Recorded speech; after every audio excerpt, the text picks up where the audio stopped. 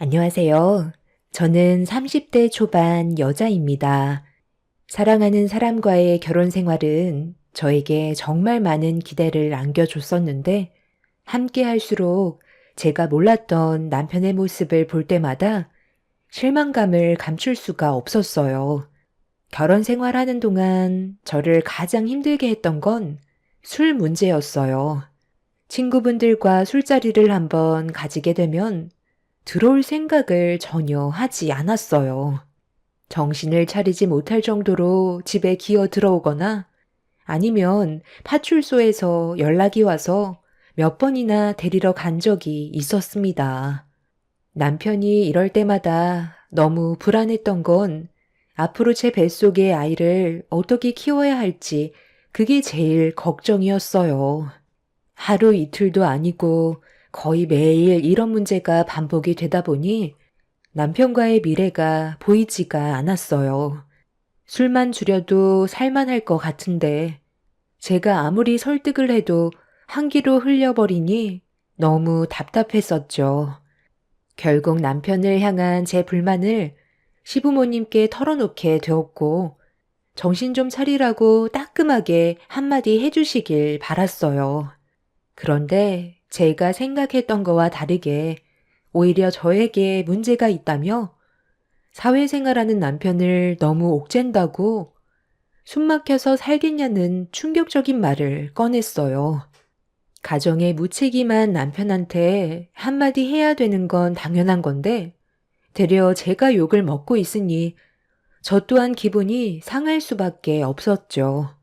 남편과 결혼 2년 만에 임신까지 했는데도 그날 처음으로 머릿속에 이혼이라는 단어가 떠올랐습니다.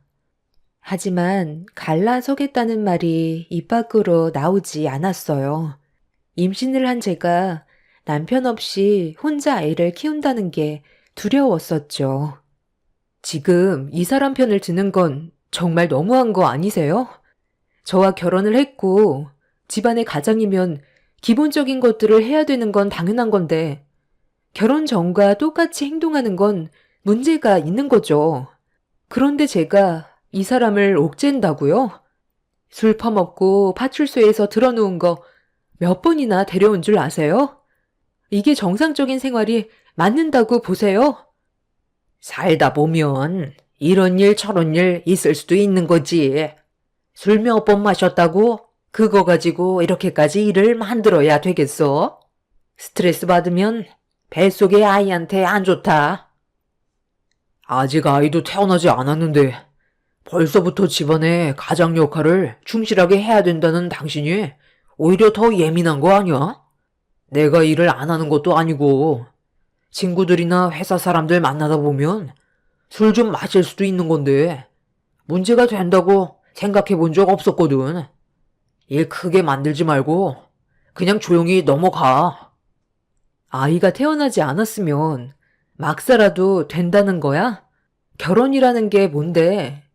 서로 미래를 함께하기 위한 약속인데 당신은 벌써부터 우리가 함께했던 서약을 깨버렸잖아.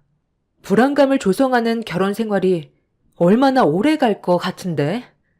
생각이 있다면 똑바로 행동해야지. 내가 여기서 멈추길 바라는 거야?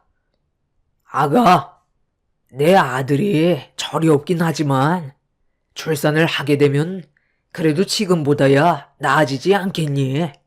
화가 나는 건 이해한다만 일을 크게 만들지 않았으면 좋겠구나. 잘못한 건 남편인데 시댁 식구들은 제가 속이 좁다며 이해해주지 못한다는 거에 되려 불만을 보이고 있었습니다. 그때 정말 많은 실망을 하게 됐지만 그래도 남편 입에서 다음부턴 자중하겠다는 말을 들을 수 있었어요. 본인도 조금은 느끼고 있는 것 같아 최대한 참고 넘어가려 했어요. 기대했던 것과는 다르게 시부모님은 남편한테 따끔하게 얘기하진 않았지만 그날 이후 어느 정도는 조절하려는 노력을 보이길래 그 모습을 조용히 지켜보고 있었습니다. 제가 믿을 수 있는 건 남편 하나밖에 없기 때문에 최대한 좋은 쪽으로 생각하려고 노력했어요. 아이를 출산하게 되면 육아를 안 도와줄 수 없기 때문에 그때 돼선 집안의 가장 역할을 제대로 해주길 바랐었죠. 그렇게 시간이 지나 아이를 출산했는데 기쁨도 잠시 또 다른 문제거리가 하나 터지게 되었죠. 육아 때문에 매일을 정신없이 보내고 있었는데 어느 날 아이가 막 잠들려 할 때 초인종 소리가 울려 아이가 깰까봐 급하게 현관문을 열었어요. 상당히 예민해져 있던 상태라 기분이 좋지 않아 불편한 시선으로 바라보고 있는데 저에게 우편물 하나를 건네주더군요. 본인 확인 후 사인을 부탁하길래 남편의 우편물을 받은 뒤 내용물을 확인해 봤는데 천천히 읽어 내려가는 순간 가슴이 철렁 내려앉았고 제가 알지 못했던 또 다른 문제거리가 눈앞에 펼쳐졌습니다. 저는 남편이 퇴근하고 집에 들어오면 왜 저를 속였는지 물어봐야 했어요. 아무리 생각해봐도 저에게 빚이 있다는 걸 속인 건 심각한 일이었죠. 당신, 이리 와서 좀 앉아봐. 이거 오늘 우리 집에 온 우편물이거든? 확인해보고 왜 나를 지금까지 속였는지 설명해야 될 거야. 이건 정말 너무한 거 아니야? 아니, 이 우편물이 왜 당신 손에 있는 거야? 분명 회사로 보내달라고 했는데 전달이 잘 안 됐나? 에휴, 어차피 이렇게 된 거 전부 다 솔직하게 설명해 줄게.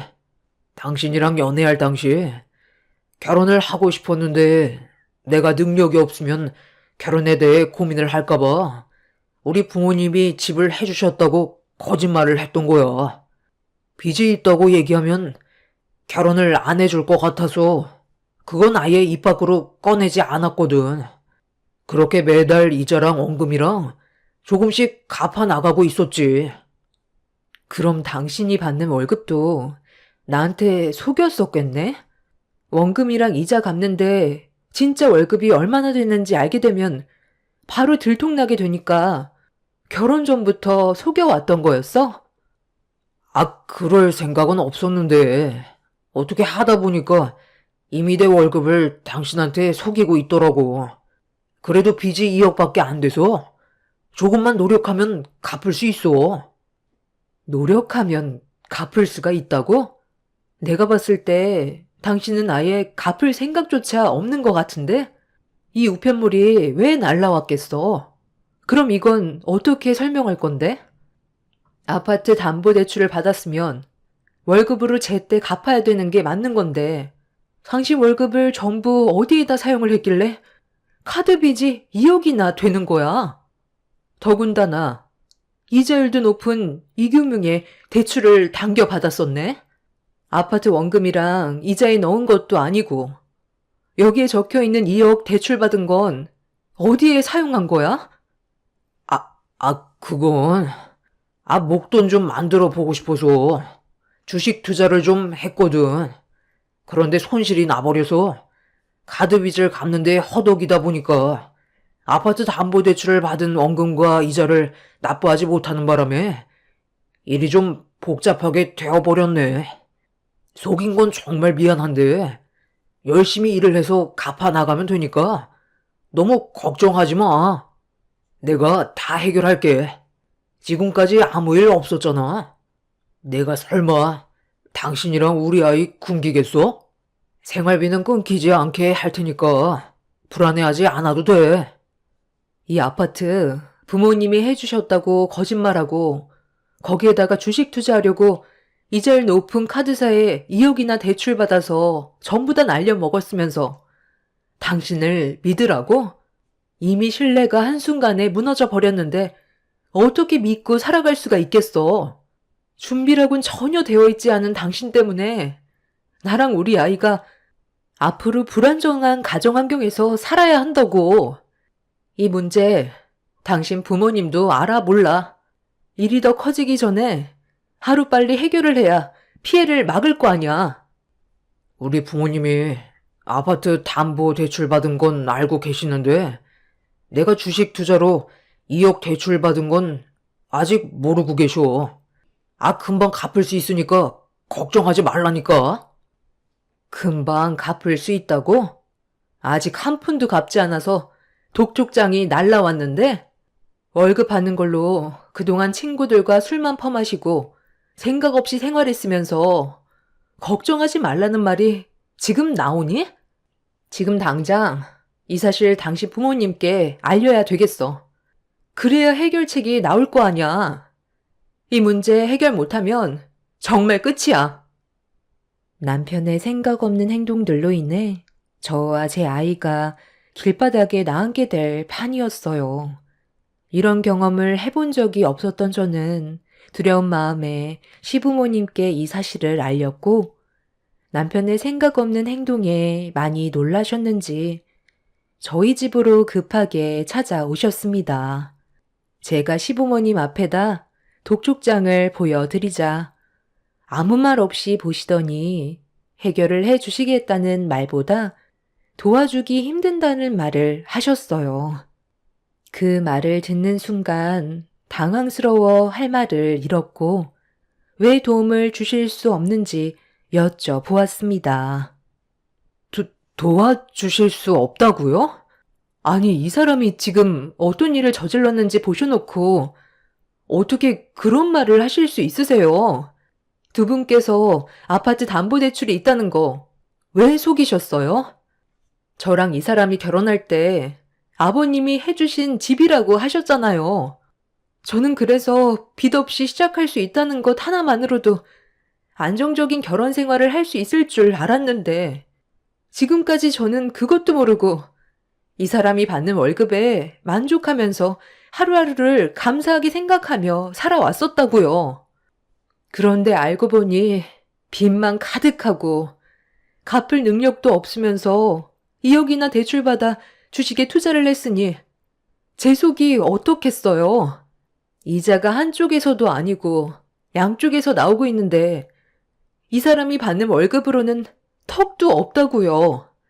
좋은 직장이 아니더라도 처음 결혼을 마음먹었던 건 그래도 항상 성실해 보이는 모습이 보기 좋아서 결혼을 결심했던 건데 막상 껍데기를 벗겨보니 친구 만나 노는 거 좋아하고 덤으로 조절도 하지 못하는 술까지 퍼마시고 감당할 수 없는 빚까지 있었다는 거에 너무 큰 실망을 했어요. 제가 앞으로 이 사람의 뭐를 믿고 살아가야 하는 거죠? 어떻게 도와주실 수 없다는 말을 아무렇지도 않게 하실 수 있어요? 아니, 돈이 한두 푼도 아니고 어떻게 2억의 빚을 갚아줄 수 있겠니?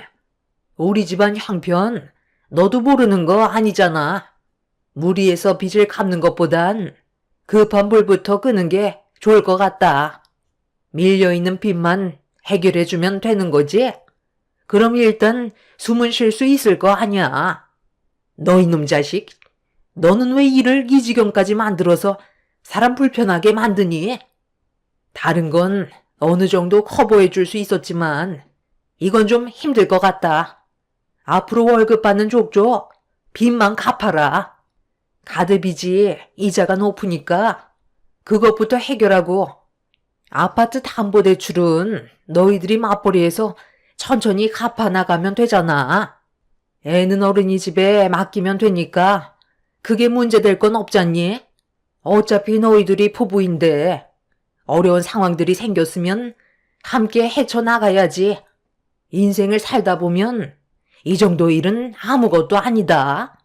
우리는 할 말 끝난 것 같으니까 먼저 일어나도록 하마.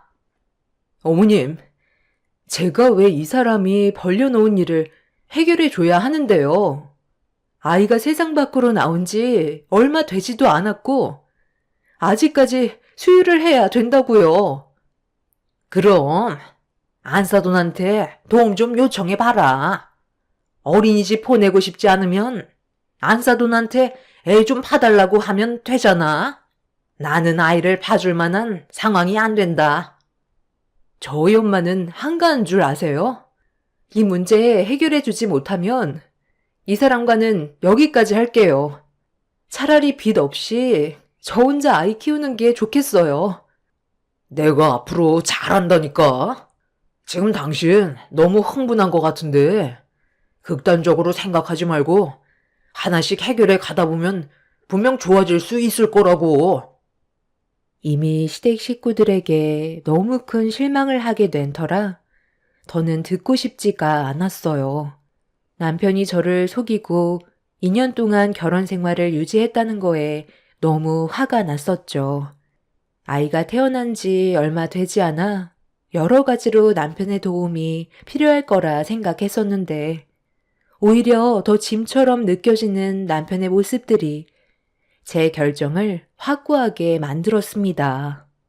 이혼을 하겠다고 밀어붙이자 남편과 시부모님은 당황했는지 좀 전과는 다른 모습으로 저를 설득시키려 했어요. 하지만 또 다른 무언가가 저에게 상처를 주게 될까봐 그게 두려워 여기서 멈추고 싶었죠. 그런데 남편은 이혼만큼은 하고 싶지 않았는지 시부모님이 돌아가신 다음 저희 엄마한테 전화를 했어요. 그리고 모든 걸 솔직하게 털어놓았고 엄마는 남편의 말에 많이 놀랐는지 늦은 저녁 시간이었는데도 저희 집으로 오셨습니다. 아니, 강서방, 이게 다 무슨 말인가? 그동안 우리를 속이고 지내왔었던 거야?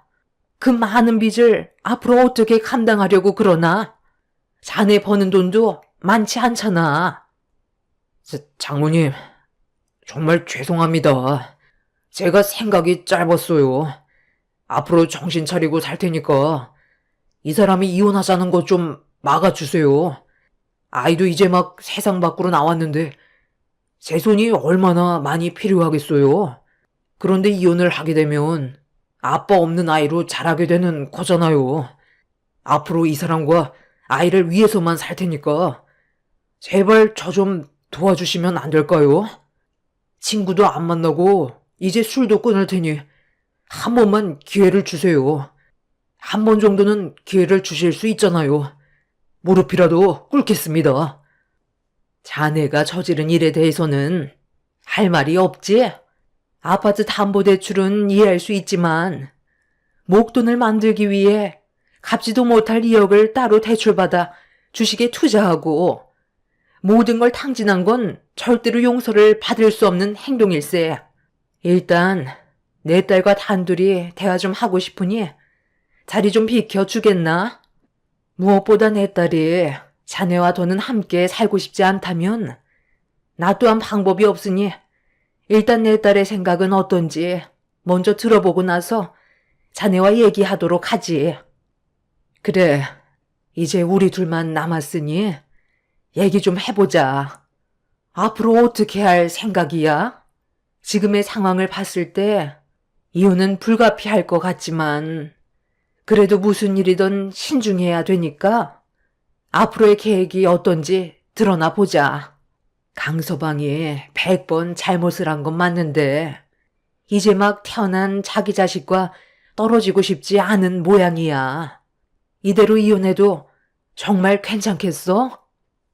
저 사람이랑 더 살다가는 제가 어떻게 될지도 모르겠어요. 지금 너무 큰 실망을 해서 더 이상 받아주고 싶은 마음도 없어요. 이혼은 확실하게 정했어요.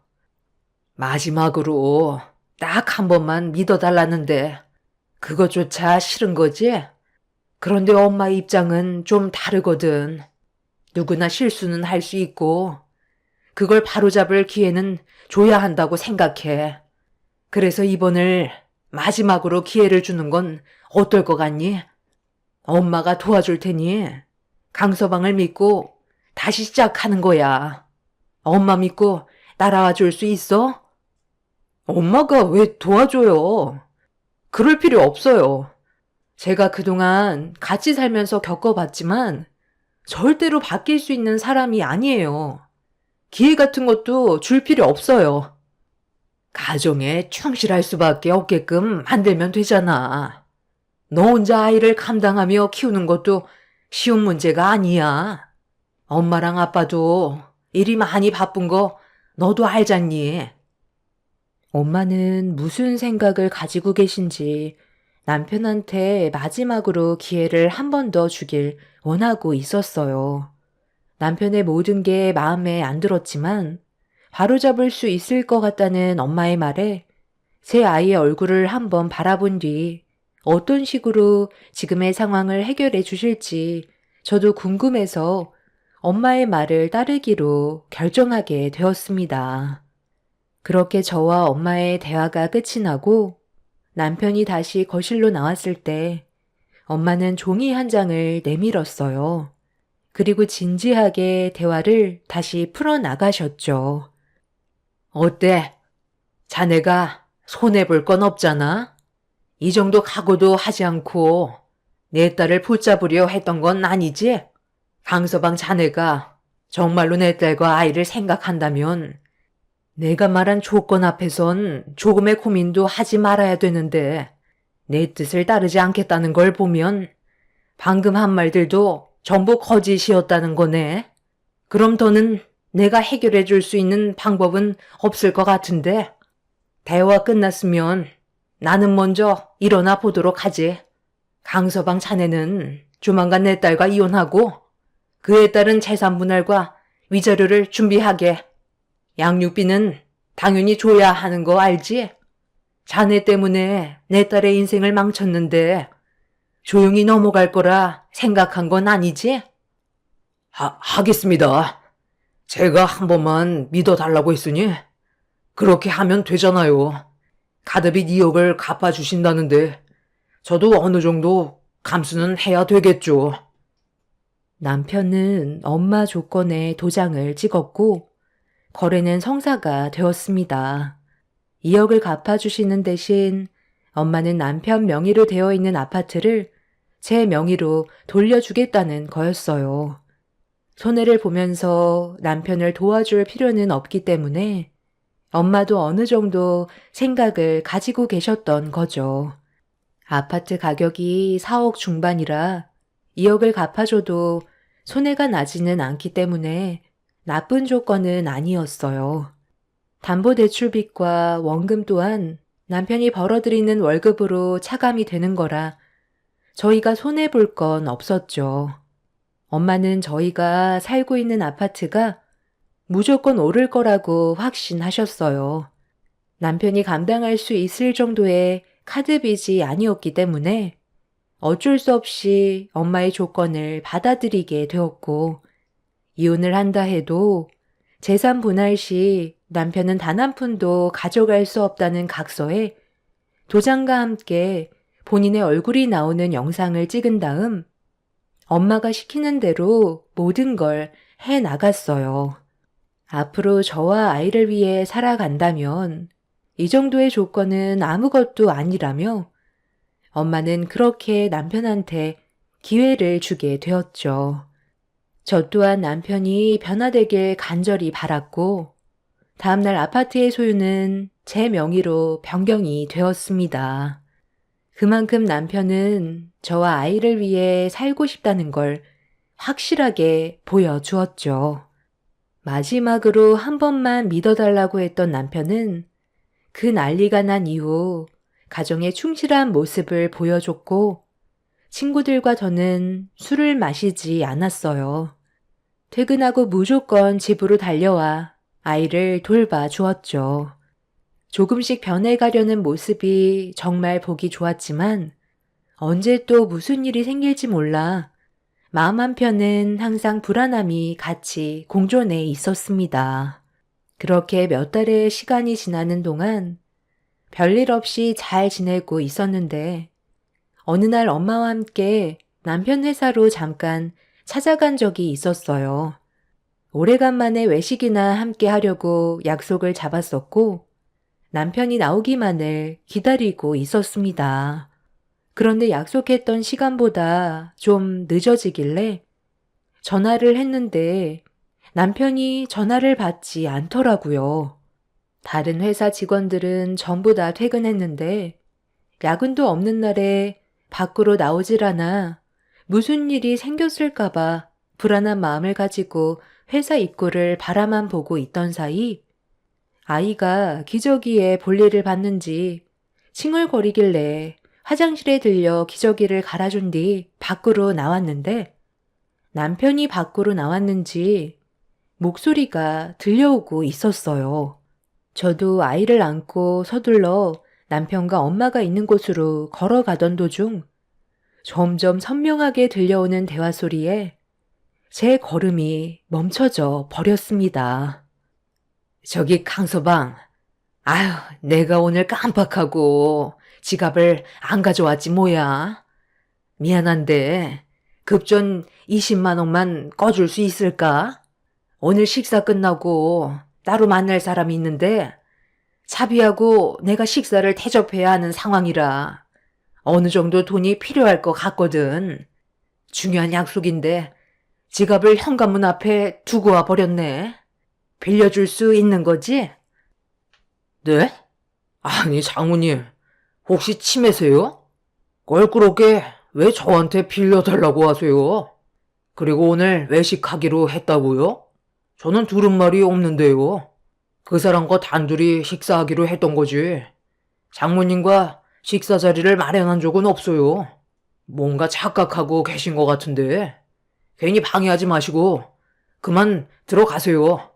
사위한테 20만 원을 빌려달라는 게 말이 됩니까? 뭐라고?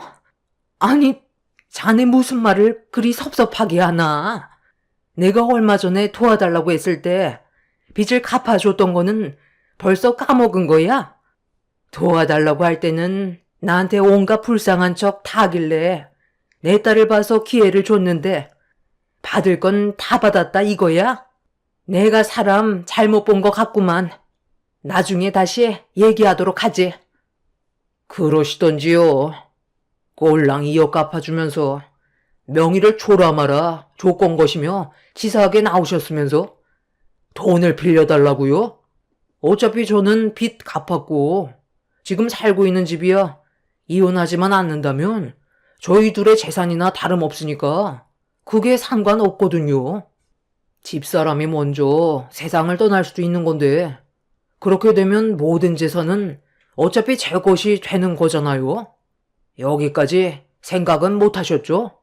저는 절대로 이혼하지 않을 거예요. 아파트가 얼마짜리인데 그걸 포기하고 이혼하겠어요? 잠깐 쉬고 있는 것 뿐이라고요. 기회는 언젠가 또 오기 마련입니다. 저기요, 여기 잡상인 내보내세요. 남의 회사에 외부인을 함부로 출입시키면 어떡해요? 집사람한테 괜히 쓸데없는 얘기 하지 마세요. 지금 잘 지내고 있는데 슬퍼하는 모습 보고 싶은 건 아니죠? 당신 지금 우리 엄마한테 방금 뭐라고 그런 거야? 잡상인이라고 그랬어? 지갑을 안 가지고 오셔서 이따가 약속이 있다고 20만 원 빌려달라고 부탁했는데 왜 빌려줘야 하냐고? 당신이 생각 없이 대출 받은 카드빚 2억을 갚아주셨는데 콜랑 20만 원 때문에 우리 엄마한테 상처를 줘? 원래 이런 사람이었던 거야? 아이, 어디 있다가 나타난 거야? 아니, 나는 오늘 장모님과 같이 식사하는 줄 몰랐는데 갑자기 나타나서 우리 둘이 좋은 시간 보내려 했는데 전부 망쳐버렸잖아. 그래서 기분이 좀 안 좋아서 나도 모르게 좋은 말이 안 나왔던 것 뿐이야. 내가 설마 안 좋은 감정으로 얘기했겠어? 그냥 좀 서운해서 그런 거였다니까. 서운하면 막말해도 되는 거고 아무리 기분이 안 좋다 해도 잡상인 취급하는 건 좀 심하다고 생각되지 않아? 그동안 우리 엄마를 어떻게 보고 있었길래 표정 하나 안 바뀌고 그런 말을 함부로 뱉을 수가 있어.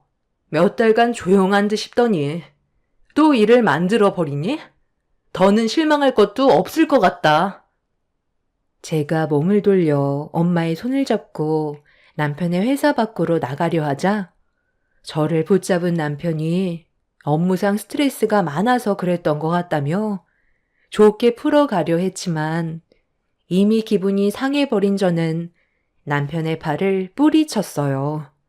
그런데 그 순간 갑자기 경비분들께서 남편의 이름을 부르며 우르르 몰려왔고 남편은 경비원들을 보고 화들짝 놀라며 도망을 치려 회사 밖으로 뛰쳐나가려 하는데 엄마가 남편의 다리를 걸어 넘어뜨렸어요.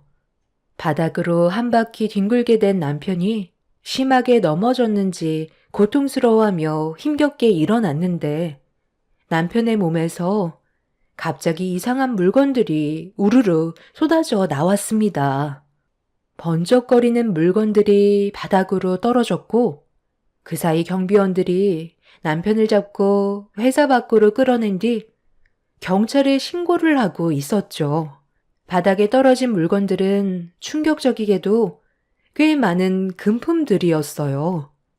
회사 직원들이 전부 퇴근한 틈을 타 몰래 금품을 훔치고 있던 거였고 경비원들에게 발각이 된 상태였던 거죠. 더 충격을 받았던 건 경비원들이 이 사실을 알게 된 게 꽤 오래 됐었는데 CCTV에 잘 포착이 안 돼 어려움을 겪던 도중 대표실에 들어가는 모습이 찍히게 되면서 남편이 범행을 저질렀다는 걸 확실히 알게 되었고 꼬리가 길었던 남편은 결국 붙잡히게 된 거였습니다. 그렇게 경찰 조사를 받게 된 남편은 금품을 처분한 돈으로 저 몰래 미련을 버리지 못한 주식에 투자를 하고 있었어요. 그리고 금품으로 처분한 돈으로 투자한 주식은 전부 손해를 보게 되었죠. 이 문제로 남편은 법적인 처벌을 받을 수밖에 없었고 충격적인 사실을 알게 된 저희 가족은 더는 남편과 함께 할 수가 없었습니다. 마지막으로 기회를 줬지만 남편은 그 기회를 걷어차 버린 거였죠. 그렇게 저희 부부는 끝내 이혼을 할 수밖에 없었어요. 그리고 남편은 저에게 어떠한 재산도 가져갈 수 없는 각서와 본인이 그렇게 하겠다는 영상을 찍었기 때문에 저에게 땡전 한 푼 받아갈 수가 없었습니다. 저는 남편과 함께 살던 아파트를 처분하고 남은 차익으로 아이와 함께 살아갈 적당한 집 하나를 마련했어요. 저희가 처분할 때 기존 시세보다 높아져서 기회를 보고 처분하게 되었죠. 남편은 지속적으로 범행을 저지른 점에 대해 법적 처벌을 면할 수가 없었고 징역 1년 6개월의 형을 받았다는 소식까지 들을 수 있었습니다. 처음 결혼했을 당시부터 저를 속이고 있었지만 그래도 아이 아빠라는 이유 하나로 지금까지 참아왔었어요. 하지만 남편은 전혀 변화되는 모습을 보여주지 않았었죠. 결국 끝은 안 좋게 끝나게 됐지만 지금이라도 빠져나온 거에 대해 감사할 뿐입니다.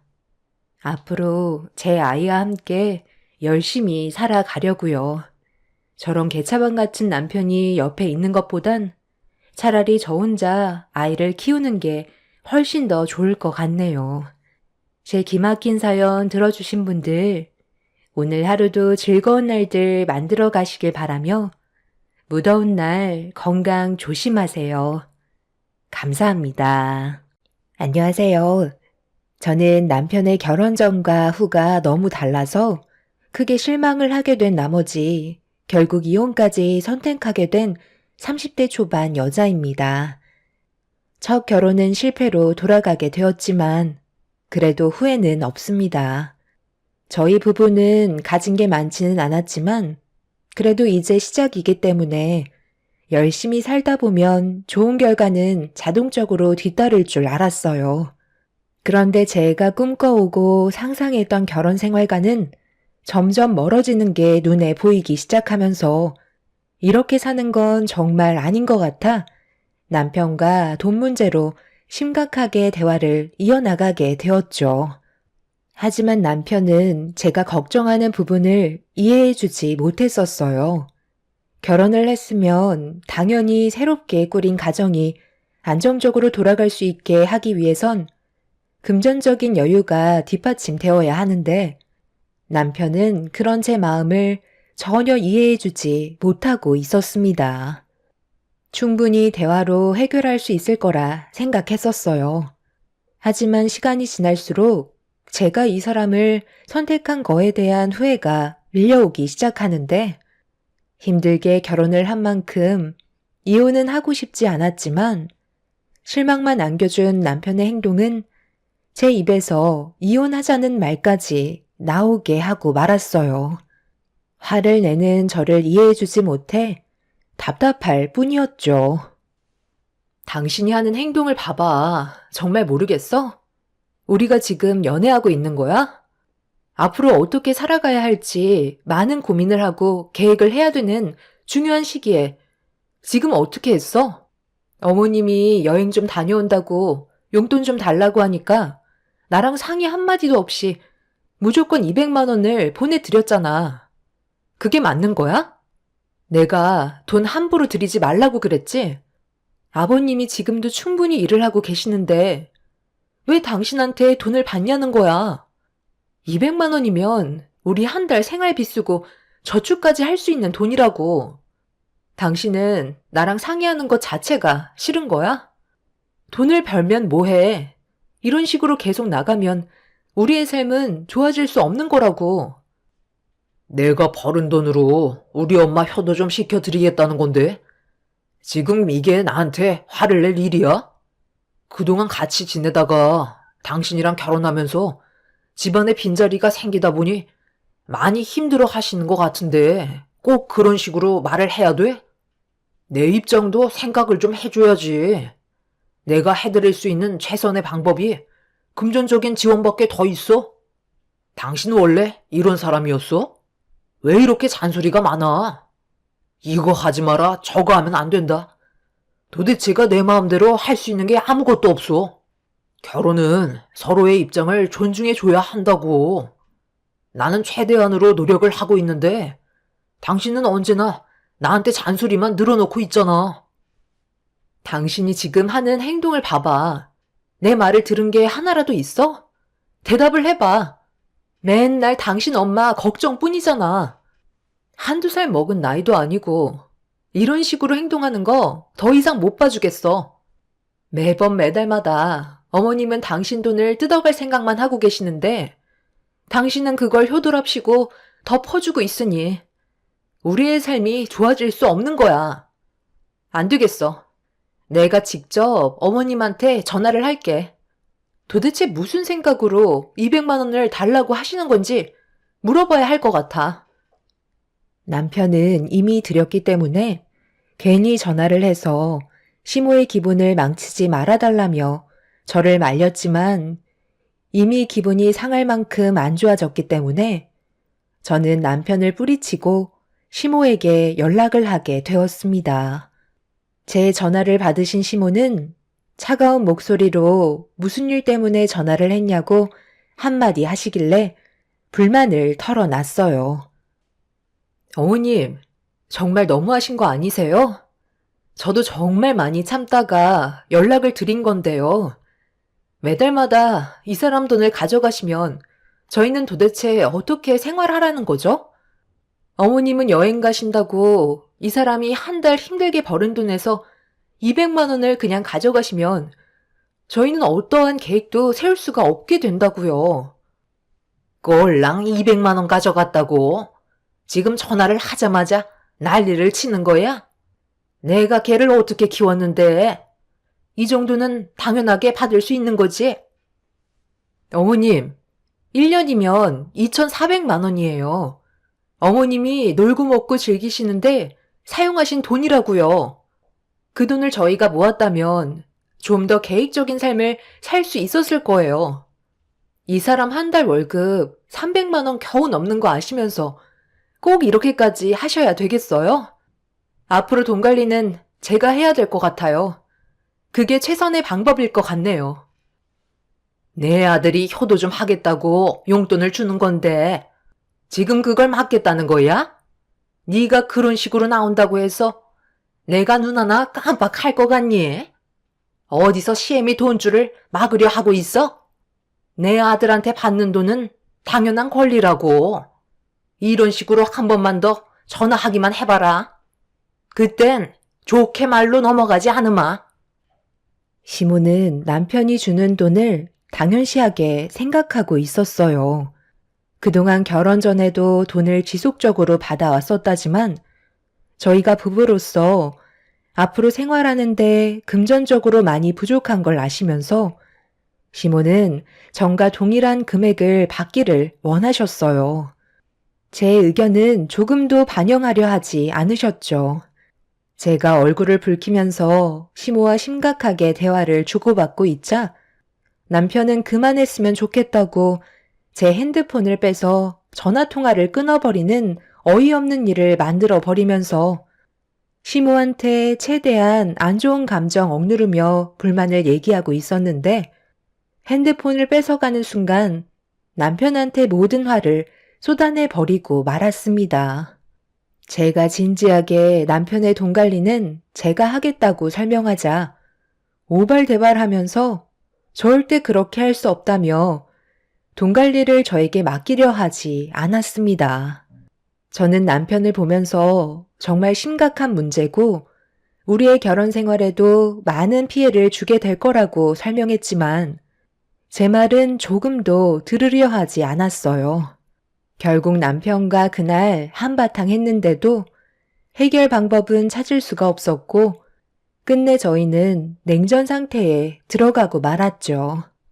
시모는 저희 부부의 관계에 문제가 생겼다는 걸 남편을 통해 듣게 되었는지 얼굴 좀 보고 대화하자며 시댁으로 부르시길래 한 번은 부딪혀야 될 일이었기 때문에 시댁을 찾아뵙게 되었어요.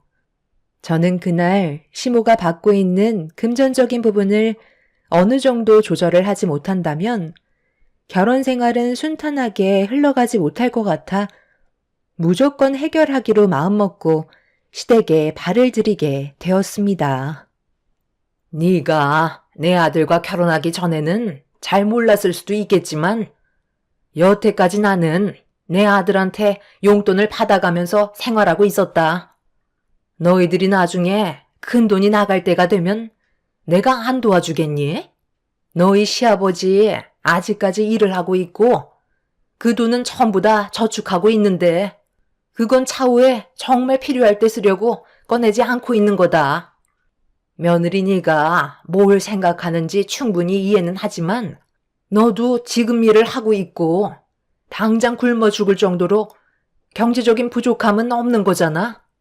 내 아들 월급 전부 다 사용하는 것도 아닌데 이렇게까지 분위기를 심각하게 만들어야 되겠어? 그때 네가 나한테 전화했을 때 다짜고짜 화부터 내서 나 또한 감정 컨트롤을 하지 못해 막말을 했다만 우리가 어느 정도 서로 이해를 하고 조절을 하면 충분히 좋은 관계를 유지할 수 있을 방법은 있다고 생각한다. 저도 그때는 어머님의 행동에 너무 화가 나서 거친 모습을 보여드린 건 잘못됐다고 생각하지만 굳이 왜 이렇게 하시냐는 거예요. 이 사람한테 용돈 받지 마시고 그냥 아버님께서 벌어오신 돈으로 생활을 하세요. 그럼 문제될 거 없어요.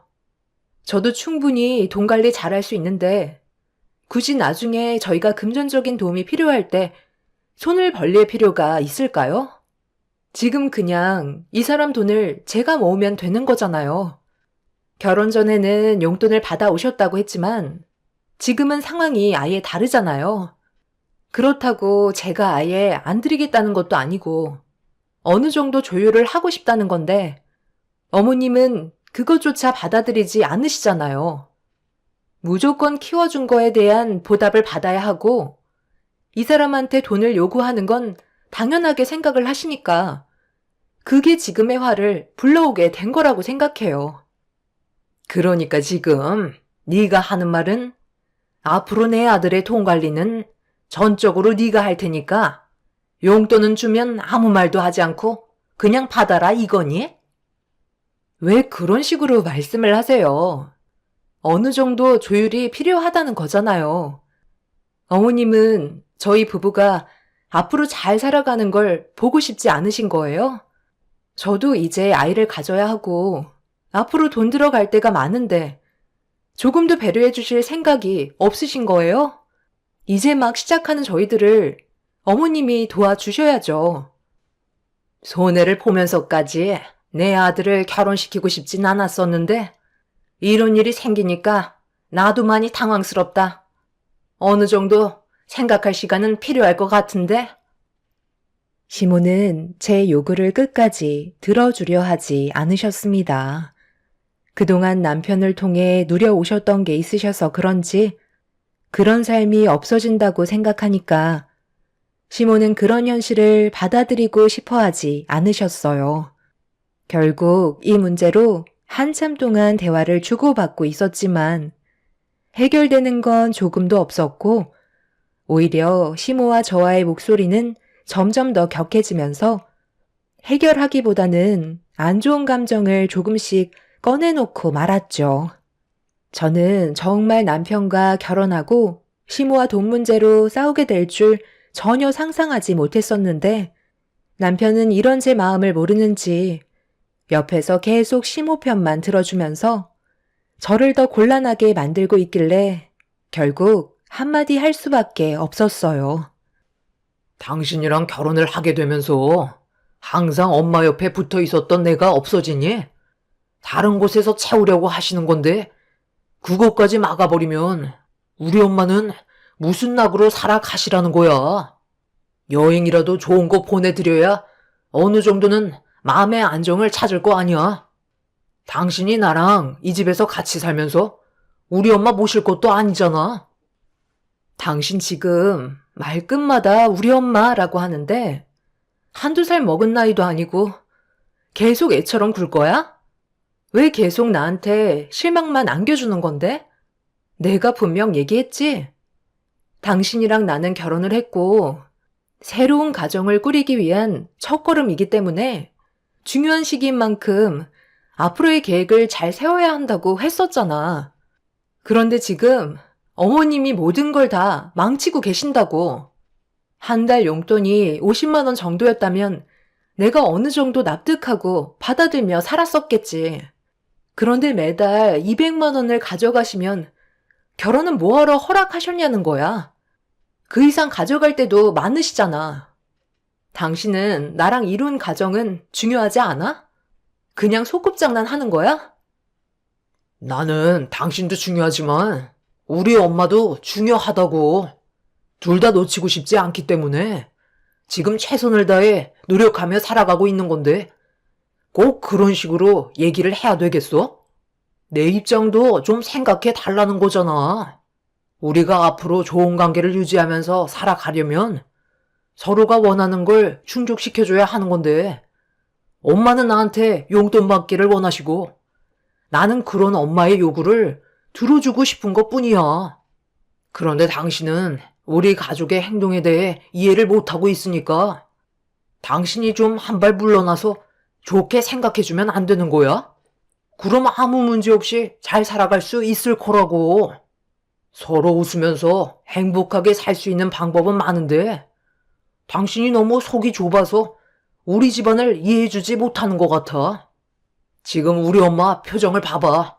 얼마나 마음 아파하시고 있어? 아들인 내 마음이 찢어질 것 같다고.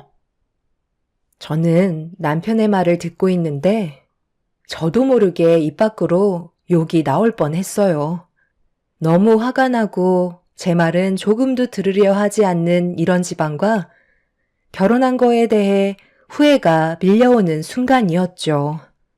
저는 그날 시댁에 있으면서 이 사람들과 함께 살다가는 제가 정신병에 걸릴 수도 있겠다는 생각이 머릿속으로 스치게 되면서 차라리 미래도 없는 삶을 힘들게 붙잡고 살 바엔 차라리 헤어지는 게 답일 것 같아 보였어요. 그래서 진지하게 남편과 저와의 관계에 대해 물어보게 되었죠. 대화조차 안 통하고 아무것도 해결되지 않는데 우리의 미래가 밝아질 수는 없을 것 같아. 계속 이렇게 살 순 없잖아? 당신이 벌어오는 돈은 어머님 배만 불리고 있고 내가 벌어오는 돈으로 당신 배만 불리고 있으니 내가 무슨 자선 사업가도 아니고 평생 동안 당신 밑에서 무료 봉사하느니 정신 상태가 제대로 박힌 다른 남자를 만나는 게 좋을 것 같아. 한 번뿐인 내 인생 후회 없는 삶을 살고 싶은데 당신이랑 결혼을 하고 나서 지금까지 매일을 후회하고 있어. 차라리 우리 둘의 관계를 하루빨리 정리를 해야 서로가 스트레스 받지 않고 살아갈 수 있을 것 같은데. 어때? 당신이 그렇게 원하는 효도하면서 어머님한테 한 달 고생해서 받은 월급 전부 바치면서 살아. 그게 당신 삶이라며. 나는 그 꼴을 보면서 살아갈 순 없으니 여기까지만 하겠다는 거야. 어머님도 그게 좋을 것 같죠? 지금 뭐 하자는 거야? 그러니까 당신 말은 나랑 그만 살겠다는 거야? 이혼이라도 하겠다는 거냐고? 엄마, 지연이가 이젠 아예 정신줄을 놨나 봐요. 너 꼭 이렇게까지 해야 되겠니? 결국 내 입에서 아들한테 돈을 받지 않겠다는 말이 나와야 그만하겠다는 거야? 이혼이 무슨 애들 장난도 아니고 그렇게 쉽게 결정할 수 있는 문제는 아니잖아. 네가 생각하는 기준에 우리 집안의 행동을 이해 못하고 있는 것 같은데 그래도 이혼은 아니지. 그건 안 된다. 저를 붙잡을 필요는 없으시잖아요. 어머님도 옆에서 제잘거리는 며느리보다 아무것도 신경 안 쓰는 새 며느리를 드리는 게 좋지 않겠어요? 제가 비정상인데 굳이 정상인 사람들 사이에 껴서 살아봤자 피해만 주는데 하루빨리 정리하는 게 좋을 것 같아요. 어머님도 속으론 그걸 원하시는 거 아니에요? 제가 이혼 통보를 하자 남편과 시모는 사색이 된 얼굴로 이혼만큼은 안 된다며 거부를 하고 있었어요. 저는 이미 마음이 떠난 상태였고 두 모자 사이에 질려버렸기 때문에 다시 좋은 관계를 회복시킬 마음도 없었습니다. 그날 저는 뭐라도 얻지 못한다면 헤어질 걸 각오하고 갔었기 때문에 단호한 행동을 보인 저를 시모와 남편이 감당할 수는 없었고 결국 꼬리를 내리고 말았죠. 시모는 하루빨리 손주를 보고 싶어하는 마음이 있었기 때문에 제가 남편과 이혼을 하게 된다면 또다시 기약도 없는 세월을 기다려야 한다는 걸 걱정하고 계셨어요. 남편도 시모에게 서둘러 손주를 안겨주고 싶어 했었기 때문에 제 조건을 어쩔 수 없이 들어줄 수밖에 없는 상황이었지만 얼굴에는 불만이 한가득이었습니다. 그렇게 시모는 한동안 용돈을 받지 않겠다며 차후에 다시 만나서 조율을 하자는 대답을 받아내게 되었고 돈 관리 또한 제가 하겠다고 하자 시모는 고개만 끄덕인 채 아무 말도 하지 않았습니다. 정말 정신적으로 힘든 날이었지만 그래도 밀어붙인 만큼 어느 정도의 결과는 뒤따라와서 저 또한 격해진 감정을 가라앉힐 수 있었죠. 그렇게 몇 달 동안은 시모와 남편은 조용히 지내고 있었어요. 남편의 월급은 제가 관리를 하게 되면서 결혼 1년 만에 처음으로 제대로 된 저축을 할 수 있었지만 시모의 불만은 또다시 터져 나왔어요. 여보세요? 이번 주 주말에 시간 되면 얼굴 좀 봤으면 좋겠는데 내 아들이랑 올 수 있니? 기니 할 말이 있어서 그런 거니? 꼭 와줬으면 한다. 무슨 일 때문에 그러세요? 제가 이번 주 주말에는 친정을 좀 가봐야 해서요. 전화로 하실 수 있으시면 지금 얘기하셔도 괜찮을 것 같은데요. 내가 몇 달 동안 용돈을 받지 않겠다고 얘기했고 지금까지 그 약속을 지키고 있는데 너는 나랑 한 약속을 진지하게 생각하고 있지 않는 것 같아서 얼굴 좀 보자고 했던 거다. 무슨 말인지 대충 알고는 있을 텐데 언제 소식을 들려줄 거니? 아이가 생겼다는 소식을 들려줘야 나도 약속을 지킨 보람이 있는 거지. 어머님, 이제 2달 지났어요. 어머님이 그동안 제 의견을 차단하고 지낸 시간이 1년이 넘었고요. 제가 확신을 가질 수 있는 시간이 모자라다는 걸 모르세요? 제가 아이를 임신하면 어머님의 태도가 바뀔지 그건 모르는 거잖아요. 그럼 각서라도 쓰시겠어요? 앞으로 용돈은 제가 얼마를 드리던 불만을 가지지 않고 그이가 벌어오는 돈은 절대로 건들지 않겠다는 약속만 해주세요. 임신하는 순간 제 인생도 돌이킬 수 없는 건데 어느 정도 확답은 받아야 하는 거잖아요. 지금 나보고 각서를 쓰라는 거야? 2달 용돈 안 받았으면 그걸로 된 거지. 얼마나 더 참으라는 거냐? 하고 싶은 게 얼마나 많은데 그걸 지금까지 참고 기다렸으면 내 노력을 알아줘야지. 이제는 각서까지 쓰라는 거야? 해도 너무한 거 아니냐고? 됐다. 너한테 손주를 바라느니 그냥 아들 돈 내가 쓰고 만다. 거 봐요. 어머님은 제가 손주를 임신했어도 똑같이 행동하셨을 거예요. 최소 1년은 제가 드리는 용돈으로 생활하셔야죠. 아버님도 일하시는데 왜 그이한테서 돈을 더 받아가시려는 거죠? 저는 어머님이 원하는 방향대로 끌려갈 생각 조금도 없으니까 또다시 일을 크게 만들지 않으셨으면 좋겠어요. 그렇게 하시면 어머님 아들이 더 힘들어지는 거 모르세요? 제가 어느 정도 심적인 안정이 되어야 어머님한테 손주도 안겨드릴 수 있는 준비가 될 것 같아요. 그러니 어머님도 저를 도와주세요. 시모는 더 이상 아무 말도 하지 않으신 채 전화를 끊으셨어요. 그동안 남편한테 받아간 돈이 얼마인데 2달 참았다고 손주를 빨리 보여달라는 게 너무 억지스러워 보여 제가 시모의 행동에 믿음이 갈 수 있게 시간을 더 달라고 하자 원하는 결과를 빨리 주지 않는다고 저에게 불만을 털어놓고 있었던 거였어요. 솔직히 임신을 하게 되는 순간 빠져나올 수 없는 늪에 빠져버릴 것 같은 두려움이 너무나도 컸기 때문에 아이를 가지는 건 신중할 수밖에 없었죠. 그렇게 조금 더 상황을 지켜보며 여러 가지로 고민을 하고 있었는데 아빠한테 전화가 왔어요. 부모님께서 식당 일을 하시는데 최근 들어 손님들이 많아지면서 정신없이 바쁜 시간을 보내고 계셨거든요. 그런데 그게 독이 되었는지 평소에도 약하셨던 허리에 디스크가 오게 되면서 수술을 불가피하게 해야 되는 안 좋은 상황이 발생되고 말았습니다. 아빠의 전화를 받고 병원을 찾아가니 병실에 누워 계신 엄마는 상태가 많이 안 좋아 보였어요.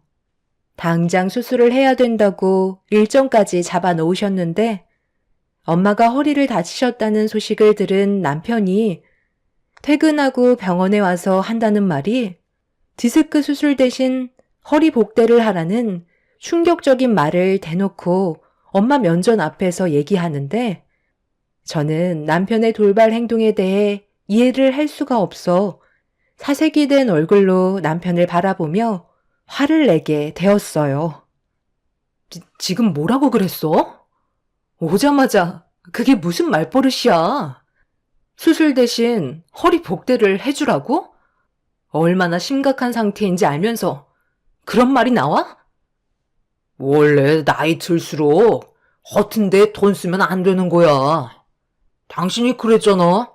우리 엄마 용돈 드리는 것도 아까워서 결국 돈줄을 막아버렸는데 장모님한테는 돈이 안 들어갈 것 같아? 허리 한번 손대면 계속해서 병원비 나갈 텐데 나보고 지금 그 꼴을 보라는 거야? 당신도 금전적으로 어느 정도 도움을 줄 거 아니야?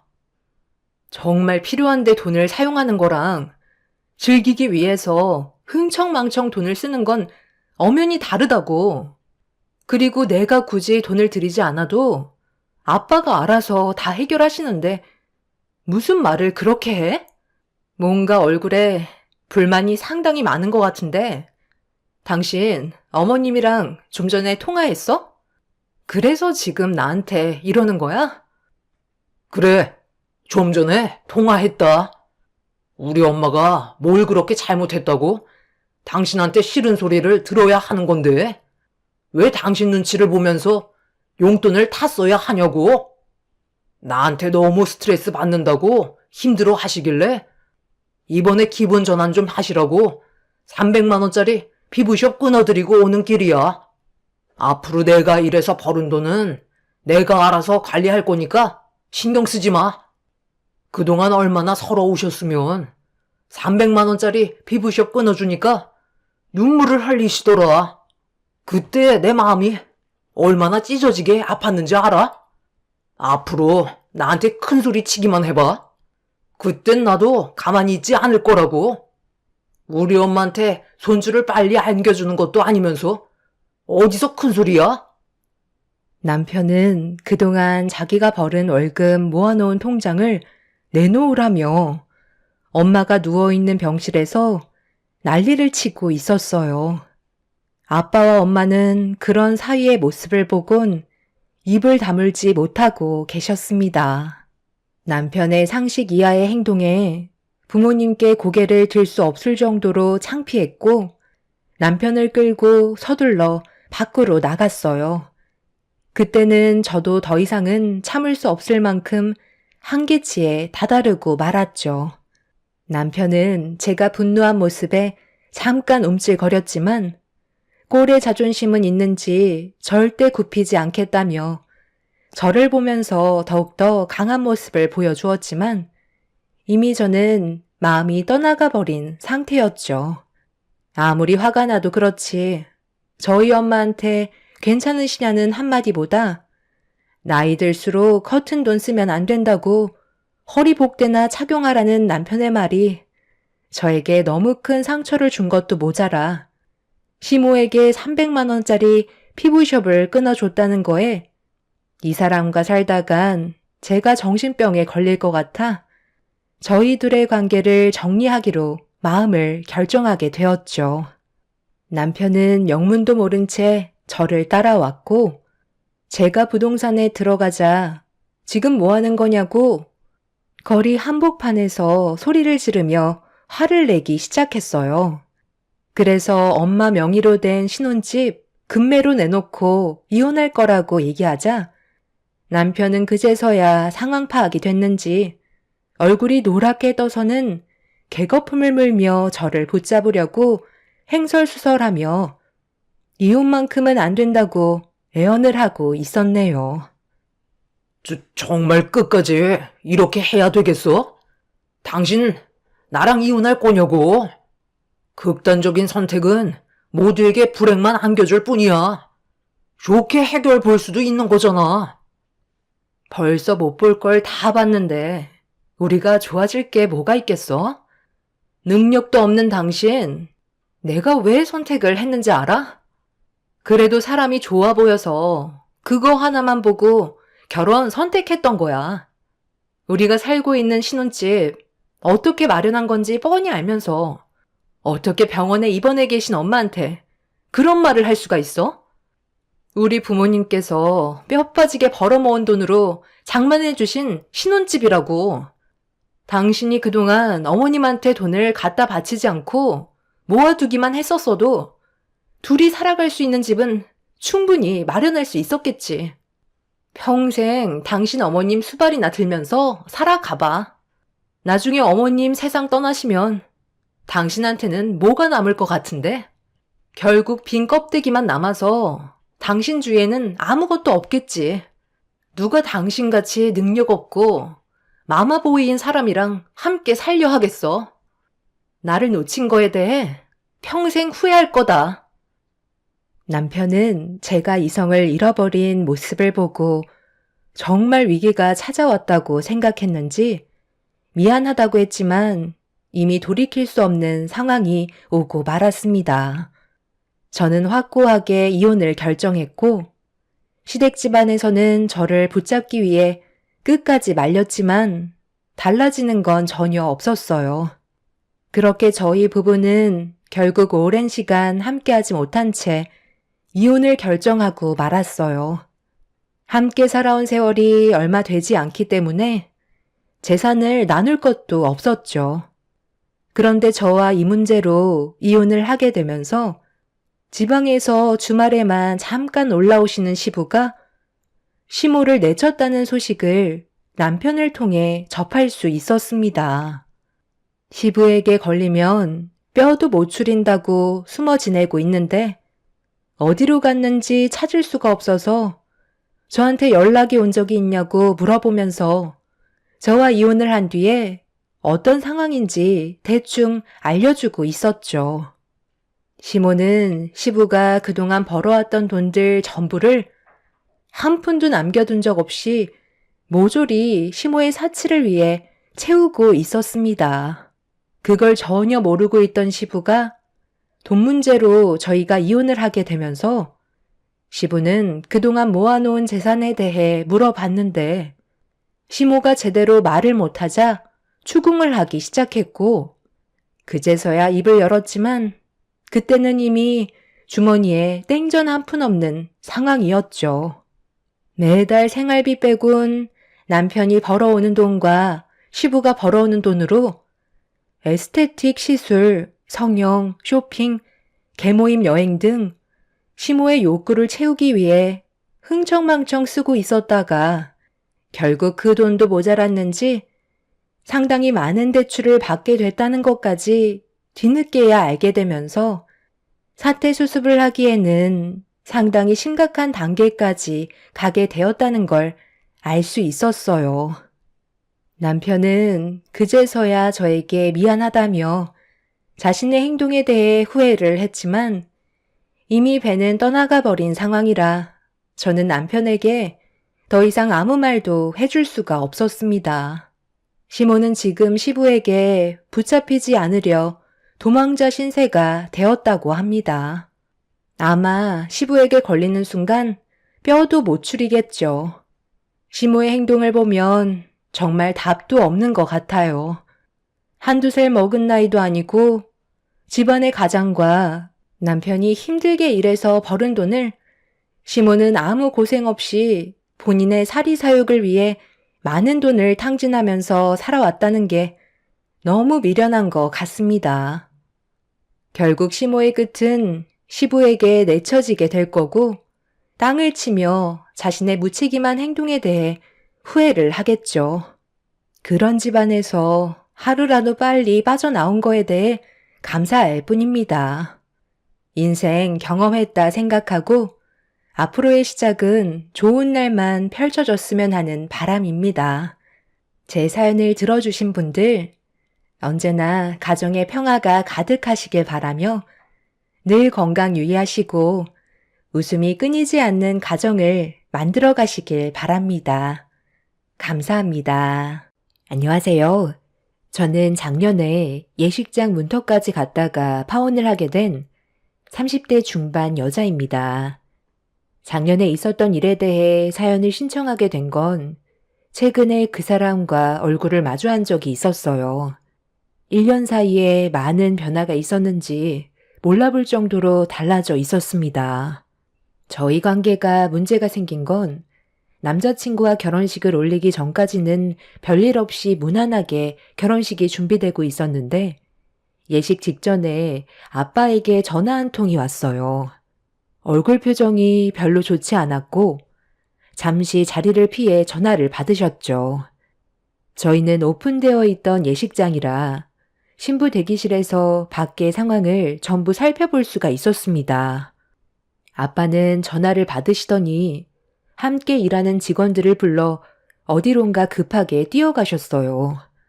그런데 예비 시모가 갑자기 아빠의 뒤를 따랐고 무슨 상황인지 알 수가 없었던 저는 창밖에서 그 모습을 지켜볼 수밖에 없었습니다. 그런데 예상치 못한 사건이 여기에서 터져버렸고 잠시 뒤 신부 대기실로 들어온 예비 시모가 하객들을 밖으로 내보내더니 문을 잠갔고 붉어진 얼굴로 저에게 갑자기 화를 내셨습니다. 무슨 상황인지 전혀 알지 못한 상태에서 예비 시모가 꺼낸 한마디는 저를 당황스럽게 만들었어요. 너희들 지금 우리 집안 상대로 사기 결혼식을 올리는 거냐? 아까부터 예비 사돈어른이 심각하게 전화를 받고 있었는데 얼굴 표정이 하도 어둡길래 신경이 좀 쓰여서 유심히 보고 있었거든. 그런데 갑자기 직원들을 불러 모아 밖으로 뛰쳐나가길래 뭔가 느낌이 좋지 않아 내가 잠깐 뒤따라 나가봤거든. 건물 밖으로 나간 예비 사돈어른이 직원들에게 뭐라고 한 줄 알아? 너희 공장이 넘어갔다더라. 870억 정도 되는 엄청난 규모의 공장이 어떻게 결혼식 직전에 넘어갈 수가 있는 거니? 그럼 이런 상황을 너도 미리 알고 있었다는 건데 이런 상황에 대해 한마디 상의도 없이 결혼식을 강행하려 했다는 건 누가 봐도 사기 결혼인데 너는 뻔뻔하게 하객들과 웃으면서 사진을 찍고 있어. 이 결혼 없던 걸로 해야 되겠다. 870억이나 되는 공장이 넘어갔다는 건 너희 집은 쫄딱 망했다는 거잖아. 우리가 자선 사업가도 아니고 아무 대가 없이 너를 며느리로 받아들였는지 알아? 가지고 있는 재산 그거 하나 보고 의사인 내 아들과 결혼시킨 거다. 어머님, 잠시만요. 지금 무슨 말을 하시는 건지 전혀 알아듣지 못하겠어요. 저희 아빠 공장이 왜 넘어간다는 거예요? 문제가 생겼다면 제가 미리 알았겠죠. 그걸 왜 나한테 물어봐? 너희 부모가 알고 있겠지. 나는 뒤에서 전화 통화했던 거랑 직원들과 대화 나누는 걸 듣고 있었던 것 뿐이라고. 어쩐지 뭔가 이상하다고 했어. 엄청난 자산의 소유자인 너희 집안이 내 아들이 의사라고 덜컥 결혼시키는 것부터가 이상했거든. 우리도 못 사는 형편 아니고 남들 앞에서 기죽지 않을 만큼 평균 이상의 체력을 가지고 있는 집안이긴 하지만 너희 집안과는 비교 자체가 안 되고 막내딸인 너를 더 큰 재력이 있는 집안에 보내는 게 아닌 내 아들과의 결혼을 허락했다는 거에 나는 좀 의아했었거든. 이 세상에 살아남기 위해서 의심은 필수고 가족도 믿지 말라고 했었는데 내 아들과 결혼을 허락했다는 말을 들었을 때 뭔가 느낌이 별로 좋지 않더니 이런 일을 꾸미고 있었던 거야. 상견례에서도 아무 말도 없이 너랑 내 아들과 둘이서만 잘 살면 된다고 하길래 뭔가 있을 것 같더니만 나한테 딱 걸렸지? 계속 거기 앉아 있을 거야? 방금 내가 하는 말 이해 못했니? 거지 팔사기 같은 너희 집안과 파투 낸다고. 예비 시모는 갑자기 신부 대기실로 들어오더니 하객들을 전부 다 내보내고 저에게 알 수 없는 말들을 늘어놓았어요. 저희 아빠의 공장이 다른 회사로 넘어갔다며 흥분을 가라앉히지 못하고 있는데 저도 처음 듣는 얘기라 예비 시모의 말을 100% 신뢰할 수가 없었습니다. 그래서 저는 뭔가 오해가 있는 것 같다고 최대한 침착하게 대화를 풀어나가려 노력하고 있었어요. 일단 제가 직접 아빠한테 전화해서 상황 파악을 해보겠다며 예비 시모의 흥분을 가라앉히려 했는데 제 말은 아예 들으려 하지도 않았어요. 드레스를 입고 앉아있는 저에게 달려들더니 결혼식은 이미 끝났는데 무슨 말이 더 필요하냐면서 제 머리채를 잡으려고 손을 뻗었어요. 예비 시모의 손을 급하게 피하긴 했지만 머리에 얹어져 있던 면사포가 예비 시모의 손에 쥐어졌고 사기 결혼을 당했다며 분노한 모습으로 저를 바라보더니 제 앞에서 면사포를 찢어버렸습니다. 살면서 거지 발사계라는 말도 그때 처음 들어봤죠. 상황 파악을 먼저 하지 못하고 의심부터 하는 예비 시모의 난리치는 행동에 신부 대기실 밖에 있던 저희 가족들과 예비 시댁 식구들이 문을 두드리며 무슨 일 때문에 그러냐고 소리를 질렀습니다. 예식장 관계자의 도움으로 잠겨있던 신부 대기실의 문이 열렸고 양가 집안 식구들이 급하게 들어왔지만 이미 신부 대기실은 아수라장이 되어 있었고 제 드레스는 예비 시모에 의해 전부 찢겨버린 상태였어요. 예식 직전에 벌어진 충격적인 광경을 목격한 저희 가족들은 경악을 했고 예비 시댁 쪽 식구들 또한 입을 다물지 못하고 있었습니다. 예비 신랑은 찢긴 드레스를 움켜쥔 상태로 눈물을 흘리고 있는 저에게 달려와 걸치고 있던 마이로 덮어주었습니다. 엄마, 지금 이게 뭐 하는 짓이에요? 수지가 뭘 잘못하기라도 했어요? 이제 곧 예식 시작인데 이런 모습으로 어떻게 결혼식을 진행하라는 거예요? 결혼식은 무슨 결혼식이야? 엄마 아니었으면 너는 사기 결혼을 당할 뻔했다고. 내가 좀 전에 무슨 말을 들었는지 알아? 저 집안 망했단다. 나한테는 870억 정도 되는 규모의 엄청난 공장이라고 떵떵거리며 자랑하더니 좀 전에 전화 통화하면서 예식장 밖으로 나가길래 따라 나가 봤거든. 그런데 내 예상대로 공장이 부도났다더라. 직원들과 심각하게 대화하더니 공장이 다른 업체로 넘어갈 준비가 끝났다고 결혼식 끝나는 대로 회사로 가야 한다는데 내가 그 말을 들었을 때 기분이 어땠을 것 같니? 회사가 부도났으면 빚도 어마어마할 텐데 그럼 너는 의사 생활하면서 평생 저 집안 빚 갚다가 세상 떠날 거 아니야. 어머, 수지야. 아니, 이게 다 무슨 말이니? 저기요, 사돈. 지금 무슨 말을 하는 건지 전혀 알아듣지 못하겠거든요? 저희 남편 회사가 왜 망한다는 거예요? 저도 알지 못하는 상황을 어떻게 그쪽이 알고 있다는 거죠? 만약 그쪽이 잘못 알고 오해했을 수도 있다는 건 생각 안 해봤어요? 전화 통화하는 걸로 회사의 전체적인 상황을 전부 다 알 수는 없는 거잖아요. 아, 저기 오네요. 여보, 좀 전에 무슨 일 있었어요? 아니 글쎄, 예비사돈이 당신 회사가 다른 업체로 넘어갔다면서 부도 났다고 자기 아들 인생 망치려고 작정했다면서 수지를 저 지경으로 만들어놨어요. 도대체 무슨 통화를 했길래 예비사돈이 저 난리예요. 뭐라고? 아니 우리 회사가 망했다고? 아니 그게 무슨 말이야? 나는 그런 말 한 적이 없는데. 저기요 사돈, 지금 뭔가 착각하는 것 같은데 저희 회사가 왜 망했다는 거죠? 저 사람 정말 뻔뻔하네. 내가 좀 전에 똑똑히 들었다고. 그쪽 870억짜리 회사가 다른 회사로 넘어갔다며. 내 두 귀로 전부 들었는데 어디서 팔뱀이야? 뭐라고요? 제 회사가 다른 업체로 넘어갔다고요? 도대체 무슨 말을 하는 건지 전혀 못 알아듣겠는데요. 일단 좀 전에 제가 직원과 통화하는 걸 엿들었나 본데 저희 회사 합병 문제로 직원들과 상의 중에 있었습니다. 앞으로 회사의 좀 더 큰 발전을 위해 결정해야 될 중요한 시점이라 신설을 할지 흡수 합병을 할지 고민 중이라 대화를 나누고 있었던 건데 무슨 근거로 회사가 무너졌다는 거죠? 그리고 제 회사에 문제가 생겼다면 이 결혼식이 가능했을 거라 보세요. 이 사람이 끝까지 거짓말을 안 해. 그럼 내가 거짓말을 한다는 거요? 방금 합병이라고 했어? 나는 그런 단어를 들은 적도 없다고. 이 결혼 무조건 파혼이야. 너는 내가 뭐라고 그랬어? 재벌 집안의 막내딸을 너한테 조건 없이 보내는 게 이상하다고 그랬잖아. 이거 봐봐라. 100% 사기 결혼 맞지? 합병? 웃기고 자빠졌네.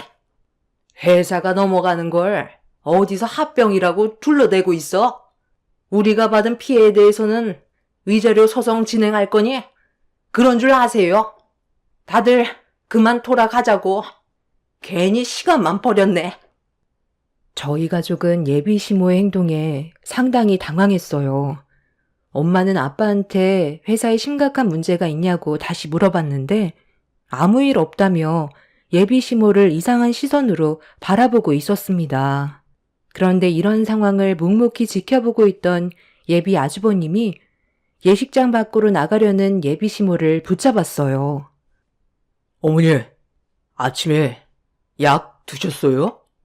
제가 분명 빼먹지 말고 꼭 챙겨 드시고 나오라고 했잖아요. 설마 약을 안 먹고 나온 건 아니죠? 만약 아침 약을 챙겨 드셨다면 아직까지 약 기운이 있어서 이렇게까지 흥분하지 않을 텐데 지금 어머니 행동을 보면 약을 아예 먹지 않은 것 같아서요. 제 눈 한번 바라보세요. 내가 그걸 빼먹겠니? 너한테 전화 오자마자 바로 챙겨 먹었지. 그리고 이거 봐봐라. 점심 약 먹을 것도 챙겨왔다. 너까지 내 말을 못 믿는 거야? 잠시만요.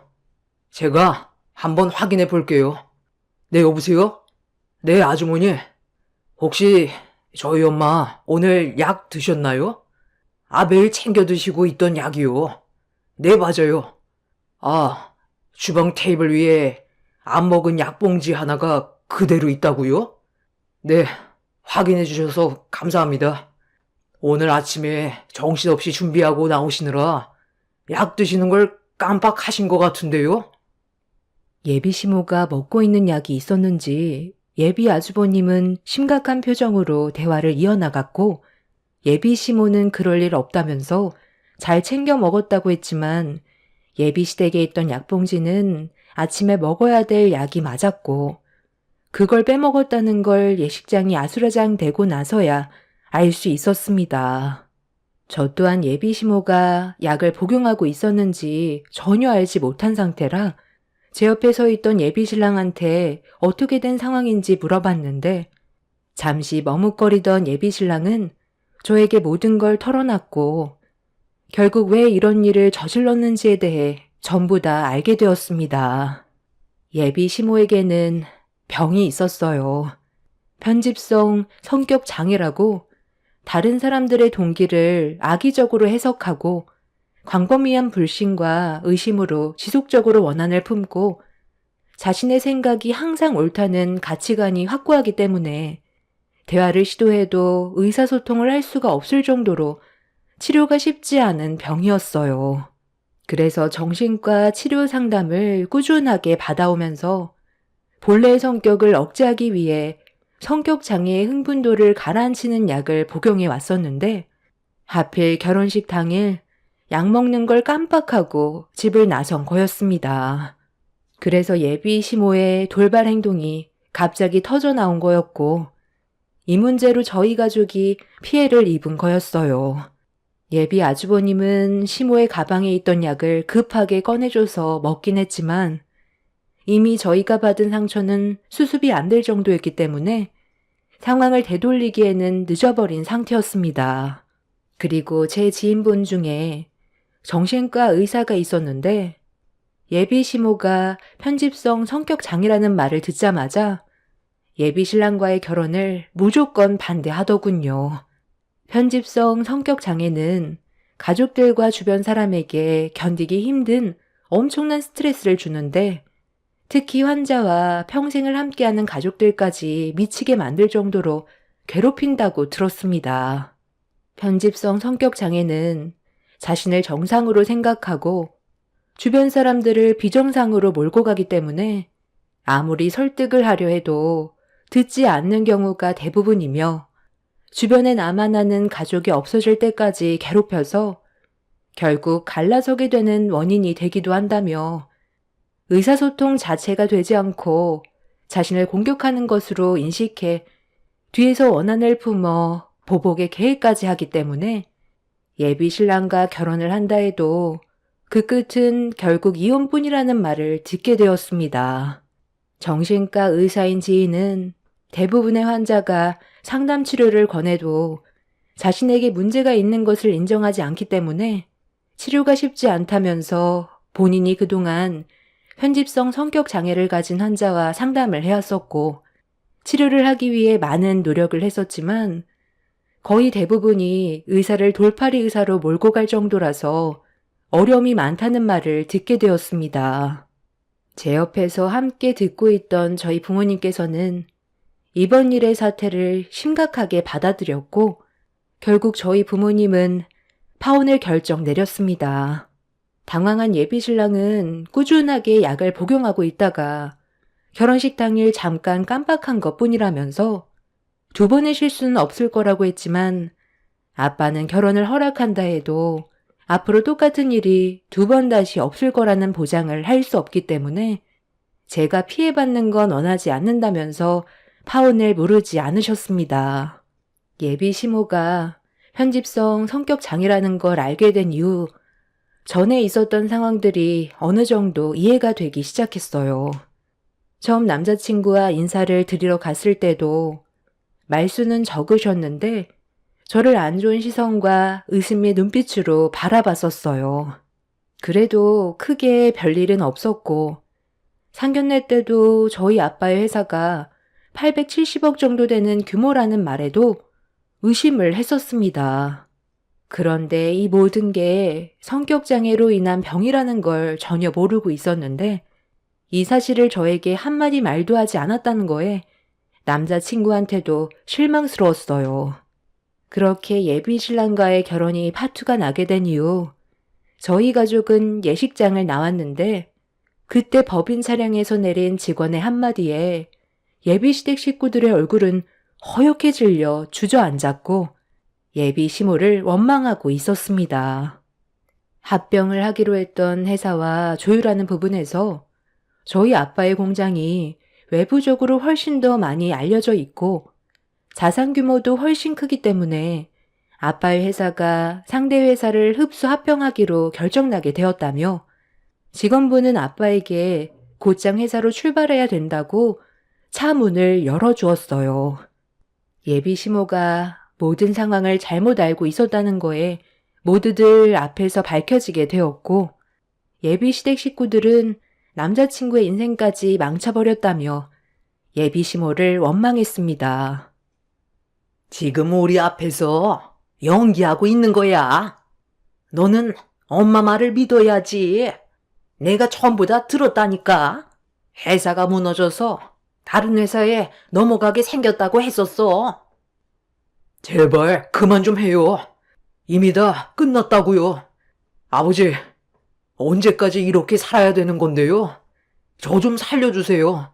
사랑하는 사람과 결혼도 못하는 건 말이 안 되잖아요. 어머니를 차라리 정신병원에 보내는 게 좋겠어요. 저를 낳아주면 뭐해요? 제 인생을 송두리째 망쳐놨는데 당장 정신병원에 보내달라고요. 내가 이렇게 사지 멀쩡하게 살아있는데 어떻게 정신병원에 보낸다는 거냐? 나는 그리고 너희 엄마랑 평생 함께 살아가야 한다. 내가 짊어져야 한다고. 그건 아버지의 이기적인 생각인 거죠. 제가 이 사람과 결혼하고 왜 한 번도 얼굴을 안 비췄는지 아버지도 잘 알잖아요. 어머니 때문에 이 사람이 세상 떠날 뻔 했었다고요. 혼자서 상상하고 이 사람이 다른 남자와 바람 피웠다고 의심해서 어떤 행동을 저질렀는지 알잖아요. 달리는 도로 위로 이 사람을 밀어버린 거 기억 안 나세요? 그때 간발의 차로 달리는 차가 피해가서 큰 사고를 막을 수 있었지만 만약 그때 당시 이 사람이 달려는 차와 사고가 났다면 뱃속에 있던 아이까지 세상을 떠나게 되는 상상조차 하고 싶지 않은 일을 경험할 뻔 했었다고요. 저는 차라리 잘 됐다고 생각해요. 어머니 정신병원에 보내지 않으면 나중에 누구 하나 크게 다치게 될 게 뻔하다고요. 지금도 보세요. 어머니가 잘못 알고 있는 내용인데도 혼자 의심하고 판단해서 어떤 결과를 가져왔는지 보시라고요. 예식장 앞에서 예비시댁 가족들은 목소리를 높이면서 다투고 있었는데 저도 예비 시모가 차라리 병원에 입원을 하는 게 모두를 위한 길이라고 생각했어요. 예비 아주버님이 꺼낸 과거의 충격적인 사건을 듣게 됐을 땐 온몸에 소름이 돋았습니다. 남자친구와 만약에 결혼을 했었다면 저도 똑같은 문제로 사고를 당할 수도 있을지 모른다고 생각하니 너무 아찔했어요. 결국 그날 이후 저와 남자친구는 헤어지게 되었고 파혼으로 인해 손해본 부분에 대해서는 남자친구 측에서 전부 배상 처리를 하게 되었네요. 그날 이후 남자친구에게는 몇 번이나 다시 전화가 왔었고, 저와의 헤어짐을 인정하고 싶지 않다면서 괴로워했었지만, 저희 부모님께서는 나이가 적지도 않은데 연애만 할 순 없는 거라고 다른 좋은 남자를 만나는 걸 원하셨습니다. 저희 부모님께서는 엄청나게 많은 재력을 가진 집안을 원하는 것도 아닌 안정적인 가정에 인성 바른 그런 남자를 원하셨어요. 돈보다 사람이 중요하다는 걸 항상 강조하셨죠. 저도 더 이상의 관계를 유지하는 건 앞으로 있을 제 미래에 안 좋은 영향을 주게 될 것 같아 더 이상의 만남을 만들지 않았습니다. 저도 한동안 정말 많이 힘들었지만 시간이 지나면서 조금씩 안정을 되찾았고 한동안 본업에 집중하며 지내왔었는데 1년이 지난 뒤 예상하지 못한 장소에서 전 남자친구와 마주하게 되었습니다. 제 지인이 건강이 안 좋아서 병원에 입원해 있어서 잠깐 병문안을 들린 적이 있었는데 어느 정도 시간을 보내고 집으로 돌아가려는 순간 병원 앞 공원에서 남자친구의 아버지의 얼굴을 보게 됐어요. 그늘진 얼굴을 하고 있었는데 휠체어를 끌고 있었습니다. 그런데 휠체어에 타고 있던 사람의 얼굴을 확인하게 된 순간 저는 경악을 했고 너무 놀라 급하게 뛰어갔어요. 제 얼굴을 보자마자 화들짝 놀란 전 남자친구의 아버지는 급하게 휠체어를 돌렸지만 이미 제가 두 눈으로 모든 걸 확인했던 상황이라 어떻게 된 거냐고 여쭤보게 되었네요. 남자친구의 아버지는 휠체어를 잡고 있던 손을 부들부들 떨면서 흐느끼셨어요. 그냥 그때 내 아들 말을 들었어야 했는데 전부 다 내 잘못이지. 너랑 헤어지고 나서 상당히 힘들어 했었는데 집사람까지 챙겨야 하는 입장이라 내 아들의 마음을 헤아려주지 못했었다. 이놈은 자기 엄마 때문에 너와 함께하지 못했다고 매일을 원망했었어. 그렇게 안 좋은 관계가 유지되어 오다가 어느 날 크게 한번 말다툼이 있었는데 그날 이후로 집사람이 자기 아들이 자신을 해치려 한다면서 의심을 하기 시작했고 약을 먹어도 크게 소용이 없길래 큰 사고가 날까봐 정신병원에 입원시켜야 하는지 진지하게 고민 중이었어. 병원에서 약이 듣지 않고 점점 더 난폭해진다면 지체하지 말고 바로 정신병원에 연락해서 조치를 취하라고 했었지만 나는 집사람이 병이 있어도 내가 멀쩡히 살아있는 한 책임을 져야 한다는 생각에 단호하게 결정을 내리지 못한 채 시간을 끌었고 결국 보는 것처럼 되돌릴 수 없는 상황까지 오게 되고 나서야 집사람을 정신병원에 입원시킬 수 있었어. 전부 내 잘못이야. 의사의 말을 듣고 단호하게 행동했어야 됐는데 집사람이 정신병원에서 혼자 지낼 걸 생각하니 나 또한 너무 힘들었었어.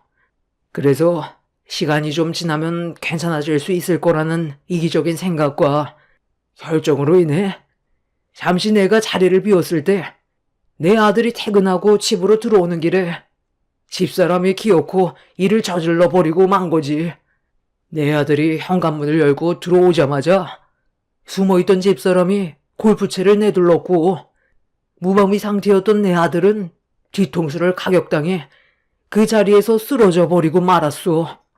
그리고 지금 보는 것처럼 내 큰 손상을 입어 혼자서는 정상적인 생활조차 할 수가 없게 돼버렸지. 내 아들의 의사가 된 것도 자기 엄마 병을 고쳐보겠다고 고등학교 때부터 정말 열심히 공부했었는데 내 아니란 생각에 아들의 인생까지 망쳐버리게 되니 앞으로 어떻게 살아야 할지 너무 막막하다. 병원에서는 내 심각한 손상을 입어 회복할 수 있는 가능성이 없다고 하는데 내 아들한테 기적이 찾아왔으면 좋겠구나. 내 잘못으로 인해 벌어진 일이라 너무 미안해서 살 수가 없다. 전혀 상상조차 하지 못했던 일들이 눈앞에 펼쳐졌고 남자친구였던 그 사람은 눈에 초점이 없는 상태였어요. 온몸에 힘은 빠져 있었고 하늘을 쳐다보고 있는데 입에서는 계속해서 침이 흐르고 있었습니다. 남자친구의 아버지가 조금 더 일찍 서둘러 조치를 취했다면 그 사람은 지금쯤 정상적인 생활을 하고 있었을 텐데 잘못된 판단으로 인해 벌어진 사고는 결국 되돌릴 수 없는 결과를 초래하게 되었네요. 남자친구의 어머니가 휘두른 골프채에 후두부를 가격당했다는데 만약 제가 남자친구와 결혼을 했었고 어떠한 이유로 저를 의심해서 만약 저에게 피해가 왔었다면 남자친구가 앉아있던 휠체어에는 제가 앉아있을지도 모른다는 생각을 하니 아찔했어요.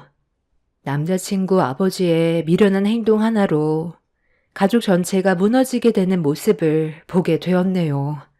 그 사람의 인생은 너무 안타깝지만 결혼을 하지 않았던 게 천만다행이라고 생각해요.